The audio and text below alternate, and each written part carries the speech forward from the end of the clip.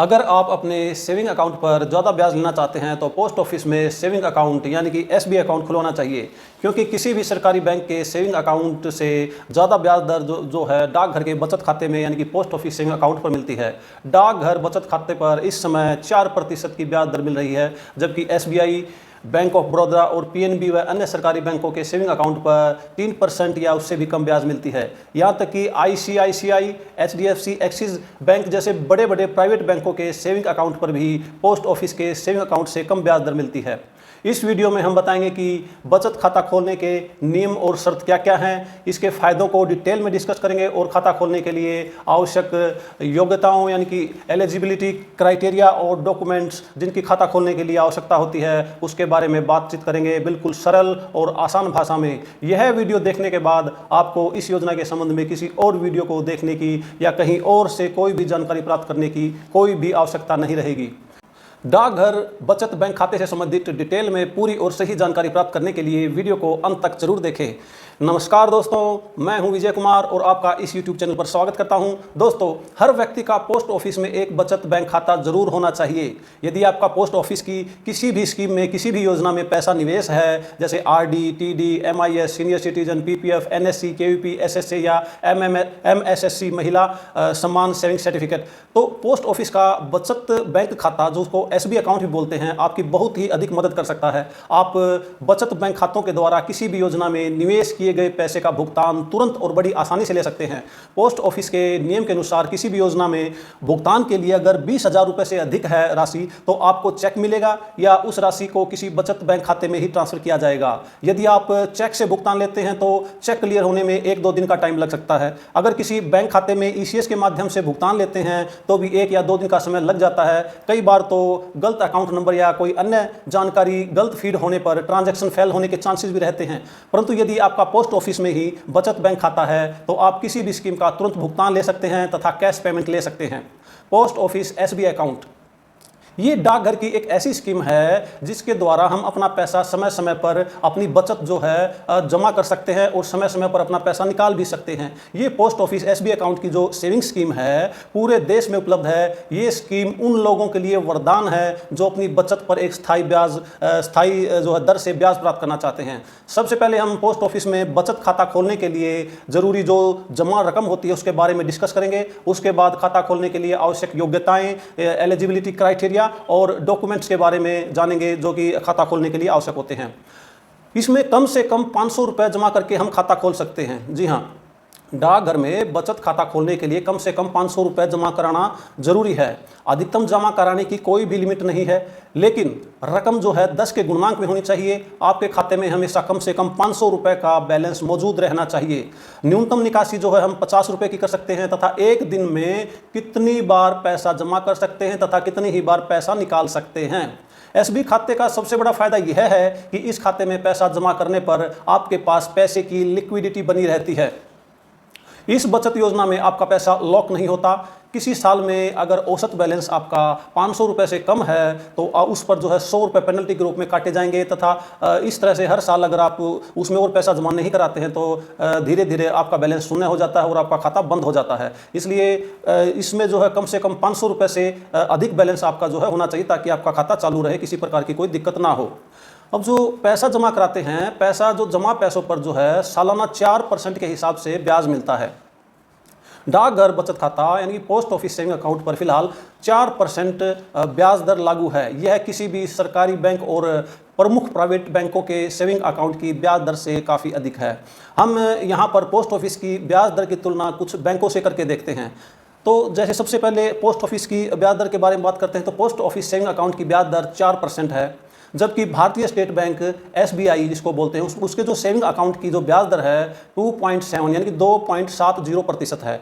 Bank of Baroda की जो saving account की जो ब्याज दर है 2.75 है यानी कि 2.75 है। और पंजाब नेशनल बैंक जिसको पीएनबी बैंक भी बोलते हैं, इसकी सेविंग अकाउंट की जो ब्याज दर है 2.75% है। और आईसीआईसीआई बैंक इसकी जो सेविंग अकाउंट है उसकी ब्याज दर 3% है, जबकि जो एचडीएफसी बैंक है उसके सेविंग अकाउंट की ब्याज दर 3% है।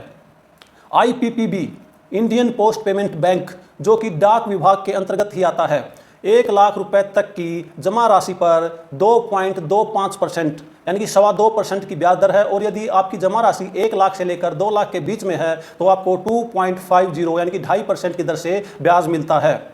हो सकता है कि कुछ निजी बैंक या कॉरपोरेट बैंक या सोसाइटी बैंक इससे भी ज़्यादा ब्याज दर दे रहे हों, लेकिन जैसा कि आप जानते हैं कि सभी जो प्राइवेट बैंक और सरकारी बैंक आरबीआई के अंडर आते हैं, और जो प्राइवेट बैंक होते हैं, जो सोसाइटी बैंक होते हैं, कॉरपोरेट बैंक होते हैं, जहां पर आपको अधिक ब्याज दर का लोभ दिया जाता है, वहां पर जोखिम यानी कि रिस्क फैक्टर भी उतना ही अधिक होता है।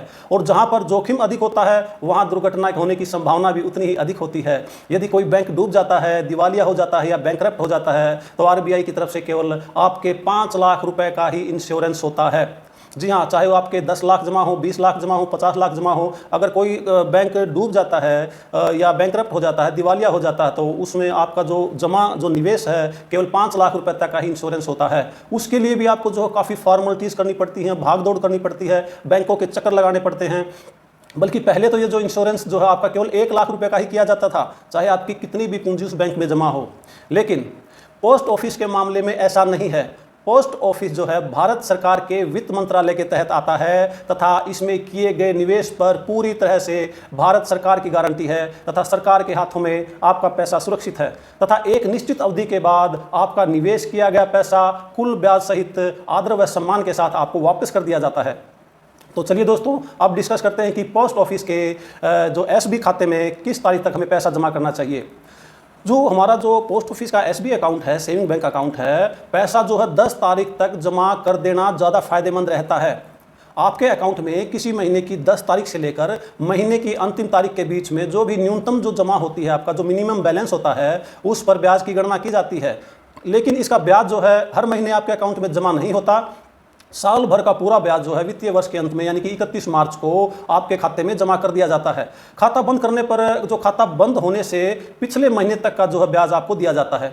लेकिन अगर हम मिनिमम बैलेंस 500 रुपये से कम रखते हैं या किसी वजह से 500 रुपये से कम हमारा खाते का मिनिमम बैलेंस हो जाता है तो उस पर हमें कोई ब्याज नहीं मिलेगा। तो चलिए दोस्तों, अब बात करते हैं इस योजना पर मिलने वाले ब्याज पर टैक्स छूट के बारे में। बचत खाते की ब्याज पर टैक्स छूट भी मिलती है। सेविंग अकाउंट के ब्याज पर सेक्शन 80 TTA के तहत टैक्स की छूट मिलती है। हर साल जो है 10,000 रुपये की ब्याज पर आप यह छूट ले सकते हैं। अगर 10,000 रुपये से अधिक ब्याज आपको मिलता है तो आपको इसको इनकम टैक्स यानी कि ITR में जो है अन्य स्रोतों से आए यानी कि इनकम फ्रॉम अदर सोर्सेज में दिखाना होता है। पोस्ट ऑफिस के जो बचत बैंक खाता है इसके ऊपर जो है अन्य सुविधाएं भी मिलती हैं जो कि काफ़ी बहुत ही बढ़िया हैं, जैसे ATM की सुविधा, चेकबुक की सुविधा, नेट बैंकिंग की सुविधा इत्यादि। तो बैंकों के सेविंग अकाउंट की तरह ही डाकघर का जो बचत खाता होता है उसमें भी जो है कभी भी पैसा जमा कराने की, कभी पैसा निकालने की सुविधा होती है। इसके लिए आपको ATM कार्ड मिलता है जिसकी मदद से आप पोस्ट ऑफिस या किसी भी बैंक के ATM की मशीन से जो आप कभी भी पैसा निकाल सकते हैं। बैंकों की तरह ही इसमें जो है चेकबुक और नेट बैंकिंग और NEFT और RTGS की सुविधा भी मिलती है, जिससे आप ऑनलाइन जो है फंड ट्रांसफ़र कर सकते हैं एक CBS पोस्ट ऑफिस से दूसरे CBS पोस्ट ऑफिस या पोस्ट ऑफिस से किसी बैंक में भी या किसी बैंक से पोस्ट ऑफिस में भी आप फंड ट्रांसफ़र कर सकते हैं, पैसा ट्रांसफ़र कर सकते हैं। यदि आपके पास पोस्ट ऑफिस के बचत बैंक खाते की इंटरनेट बैंकिंग की सुविधा है तो आप ऑनलाइन खाते भी खोल सकते हैं, ऑनलाइन खाते बंद भी कर सकते हैं। एक साल में जो आपको 10 चेक हैं, चेकबुक में 10 चेक लीफ जो है आपको फ्री में निःशुल्क दिए जाते हैं और इससे ज़्यादा चेक लेने पर आपको जो है हर चेक पर 2 रुपये जो है शुल्क देना होगा। डाकघर बचत खाते पर इसके अलावा और भी सुविधाएं उपलब्ध हैं, जैसे आधार सीडिंग की सुविधा उपलब्ध है। इससे क्या होता है कि आधार सीडिंग से आपके सभी खाते जो हैं वो आपके आधार से लिंक हो जाते हैं। इसमें जो है इस खाते में जो आप अटल पेंशन योजना का प्रीमियम भी पे कर सकते हैं। अगर आपने अटल पेंशन योजना स्कीम ले रखी है तो एसबी खाते के थ्रू उसका प्रीमियम भी पे कर सकते हैं। प्रधानमंत्री सुरक्षा बीमा योजना PMSBY योजना का प्रीमियम भी आप इस अकाउंट के थ्रू भर सकते हैं और प्रधानमंत्री जीवन ज्योति बीमा योजना जिसको PMJJBY कहते हैं, इस योजना का प्रीमियम भी आप जो अपने एसबी खाते से भर सकते हैं। आप अपने एसबी खाते को जो है IPPB यानी कि इंडियन पोस्टल पेमेंट बैंक के खाते से भी लिंक करवा सकते हैं तथा और बहुत सारी सुविधाओं का लाभ उठा सकते हैं। इस खाते के बारे में बहुत ही महत्वपूर्ण बात जो हमें याद रखनी चाहिए, हमेशा ध्यान में रखनी चाहिए, वह यह बात है कि 3 साल में कम से कम एक लेन देन अनिवार्य है। जी हाँ, पोस्ट ऑफिस का जो सेविंग अकाउंट है, अगर आप लगातार 3 वित्तीय वर्षों तक कोई भी उसमें लेन-देन नहीं करते, कोई ट्रांजैक्शन नहीं करते, तो आपका खाता जो है बंद हो जाता है, साइलेंट हो जाता है, जिसको जो है डोरमेट अकाउंट की कैटेगरी में डाल दिया जाएगा। यानी कि अब इस अकाउंट में आप आगे न तो कोई पैसा निकाल सकते हैं, न कोई विड्रॉल कर सकते हैं और न ही कोई पैसा डिपॉजिट कर सकते हैं। लेकिन घबराने की कोई ज़रूरत नहीं है, इस खाते को जो है दोबारा चालू किया जा सकता है। इसके लिए आपको जो है नए केवाईसी डॉक्यूमेंट और पासबुक और एक लिखित में एप्लीकेशन जो पोस्ट ऑफिस में देनी होगी, आपका खाता चालू हो जाएगा। तो आइए अब बात करते हैं कि डाकघर बचत बैंक खाता जो है कौन खोल सकता है। तो डाकघर बचत बैंक खाता यानी कि एसबीआई अकाउंट कोई भी भारतीय नागरिक जो 18 वर्ष की उम्र पूरी कर चुका हो, वह डाकघर में बचत खाता खुलवा सकता है। बच्चों के लिए भी अपने उनके अभिभावक या गार्जियन की ओर से डाकघर का बचत बैंक खाता खोला जा सकता है और जब वह बच्चा कोई वयस्क हो जाता है तो अकाउंट संचालन करने का अधिकार उसको मिल जाता है। इसी तरह से कोई मानसिक रूप से कमजोर व्यक्ति के लिए भी उसके अभिभावक की ओर से खाता खोला जा सकता है। या फिर 10 वर्ष या उससे अधिक उम्र का कोई बच्चा है और अपने हस्ताक्षर करने में सक्षम है और पैसे का लेन देन समझता है, तो वह भी अपना जो है खाता खुद के नाम जो खाता ऑपरेट कर सकता है। और जब बच्चा वयस्क होता है तो खाता पूरी तरह से उसको जो है हैंड ओवर कर दिया जाता है, उसके नाम कर दिया जाता है। इसके लिए उसको तब उसे जो है अगर कोई माइनर अकाउंट खुलवाता है और मेजर हो जाता है तो मेजर होने पर उसको जो है खाता खोलने का फॉर्म दोबारा भरना पड़ता है और केवाईसी डॉक्यूमेंट जो पहचान व पता प्रमाण संबंधी दस्तावेज वो भी जमा कराने पड़ते हैं, तो खाता जो है पूरी तरह से उसके नाम हो जाता है। अब ध्यान देने योग्य बात है कि किसी व्यक्ति के नाम सिर्फ एक ही डाकघर बचत खाता खुलवाया जा सकता है, यानी कि एक एसबीआई अकाउंट खुलवाया जा सकता है, लेकिन वह दूसरे व्यक्ति के साथ ज्वाइंट अकाउंट खुलवा सकता है। वह किसी माइनर बच्चे का या किसी मानसिक रूप से कमज़ोर व्यक्ति का जो है मतलब अभिभावक के रूप में भी वह खाता खुलवा सकता है। अच्छा, इसमें जो है सिंगल के बाद अब इसमें संयुक्त खाते भी खुलवा सकते हैं, जिसमें कि 2 वयस्क व्यक्ति मिलकर के अडल्ट व्यक्ति साझा यानी कि ज्वाइंट अकाउंट खुलवा सकते हैं। ये जो ज्वाइंट अकाउंट होते हैं ये भी 2 तरह के होते हैं। एक तो होता है ज्वाइंट ए टाइप संयुक्त खाता, जिसमें 2 या 3 वयस्क व्यक्ति मिलकर अडल्ट व्यक्ति मिलकर यह अकाउंट खुलवा सकते हैं तथा इसमें से पैसा निकालने के लिए सभी संयुक्त खाता धारकों को हस्ताक्षर करने होते हैं। दूसरा खाता है ज्वाइंट बी टाइप खाता। यह अकाउंट जो है 2 या 3 वयस्क मिलकर के खुलवा सकते हैं, लेकिन इसमें से पैसा निकालने के लिए कोई भी एक खाता धारक के हस्ताक्षर जो है काफ़ी है, सफिशिएंट है। एक खाता धारक अपने हस्ताक्षर करके पैसे निकाल सकता है इस खाते से। तो चलिए दोस्तों, बात करते हैं अकाउंट खोलने के लिए ज़रूरी डॉक्यूमेंट्स के बारे में जो अकाउंट खोलने के लिए ज़रूरी हैं। तो खाता खोलने के लिए आवश्यक डॉक्यूमेंट्स हैं, तो आपको सबसे पहले तो एक ओपनिंग फॉर्म देना होगा तथा उसके साथ केवाईसी डॉक्यूमेंट्स देने होते हैं। केवाईसी डॉक्यूमेंट्स में जो है आपकी पहचान और पता प्रमाण यानी कि आइडेंटिफिकेशन और एड्रेस प्रूफ देने होते हैं। केवाईसी के रूप में आप आधार कार्ड को यूज़ कर सकते हैं और पता प्रमाण के रूप में भी आप इसको आधार कार्ड को जो है यूज़ कर सकते हैं। अगर आधार कार्ड न होने की स्थिति में आप driving licence, voter card, passport, NREGA जो जॉब कार्ड होता है उसकी फ़ोटोकॉपी या राष्ट्रीय जनगणना रजिस्टर का जो एक फ़ोटोकॉपी लगा सकते हैं। इनमें से कोई भी एक डॉक्यूमेंट आप जो है इसमें लगा सकते हैं। अब बात करते हैं पैन कार्ड की। पैन कार्ड जो है किसी भी खाते के लिए मैंडेटरी कर दिया गया है, बहुत ज़रूरी कर दिया गया है। अगर आप बैंक या पोस्ट ऑफिस में कोई भी खाता खुलवाते हैं तो पैन कार्ड बहुत ही आवश्यक है। तो पोस्ट ऑफिस के जो अकाउंट में फॉर्म में आपको जो है पैन नंबर भी भरना पड़ता है और इसकी जो है फोटोकॉपी भी लगानी पड़ती है, इसलिए पैन कार्ड भी साथ लेकर जाएं। और कुल मिलाकर के अगर आपके पास आधार कार्ड और पैन कार्ड है तो इन दोनों डॉक्यूमेंट्स की जो है सेल्फ अटेस्टेड कॉपी से आपका खाता खुल सकता है। अब बताते चले कि सरकार ने जो है बैंक खातों के साथ पैन नंबर लिंक करना अनिवार्य कर दिया गया है। हालांकि गरीब और कम आमदनी वाले लोग जो हैं उनके लिए जो बेसिक जो सेविंग अकाउंट होता है उसको खोलने के लिए अभी पैन कार्ड अनिवार्य नहीं है। तो चलिए दोस्तों, अब बात करते हैं कि खाते में नॉमिनेशन की सुविधा है या नहीं है, उसके बारे में बात करते हैं। तो खाते में जो है नॉमिनी का नाम दर्ज करवाना जो है अनिवार्य है। पोस्ट ऑफिस में खाता खुलवाते समय खाते में जो नॉमिनी का नाम दर्ज करवाना अति आवश्यक है। नॉमिनी वह व्यक्ति होता है जिसे खाता धारक की डेथ होने पर उसको खाते का जो पैसा पाने का पूरा अधिकार होता है। आप एक से अधिक नॉमिनी का नाम भी दे सकते हैं और हर नॉमिनी का उसका हिस्सा भी जो है दर्ज करा सकते हैं। अगर हिस्सा दर्ज नहीं कराते हैं तो सबको बराबर जो है उसमें राशि जो है बांटी जाती है। नॉमिनी के कॉलम में इस चीज़ की सुविधा होती है, अगर आप उनका परसेंटेज डिसाइड करना चाहते हैं तो पहले से उनकी परसेंटेज डिसाइड कर सकते हैं। अब सबसे ज़रूरी जो बात है वो ये है कि एसबीआई अकाउंट में, जो पोस्ट ऑफिस का एसबीआई अकाउंट है, उसमें मोबाइल नंबर ऐड करना बहुत ही ज़रूरी है। जी हाँ, अगर आपका पोस्ट ऑफिस में एसबीआई अकाउंट है तो उसमें आप अपना पर्सनल जो परमानेंट मोबाइल नंबर है वो ऐड कराना बहुत ही आवश्यक है। 1 अप्रैल 2023 के बाद अगर आपके खाते में मोबाइल नंबर फीड नहीं है तो आप ट्रांजैक्शन नहीं कर पाएंगे। मोबाइल नंबर फीड कराने के जो है ना फ़ायदा भी बहुत हैं। इसका फ़ायदा ये होता है कि जब भी आप कोई ट्रांजैक्शन करते हैं तो उसका मैसेज तुरंत आपके मोबाइल पर आ जाता है तथा ये कन्फर्मेशन हो जाती है कि आपका पैसा पोस्ट ऑफिस में जमा हो चुका है या पोस्ट ऑफिस से आपने निकलवाया है तो वो पोस्ट ऑफिस आपके खाते से निकल चुका है। तथा इस प्रकार से जो है आप अपने खाते में कोई गलत ट्रांजैक्शन या किसी फ्रॉड के बारे में आपको तुरंत सूचना मिल जाती है। जैसे ही आपके खाते से पैसे निकलते हैं, आपके जो फ़ोन पर जो नंबर आपने फीड करा उस पर मैसेज आ जाता है तथा आपको तुरंत पता चल जाता है कि आपके पैसे खाते के साथ जो है कोई छेड़खानी हुई है या कोई आपने खुद की है या किसी और ने की है, तो आपको पता चल जाता है।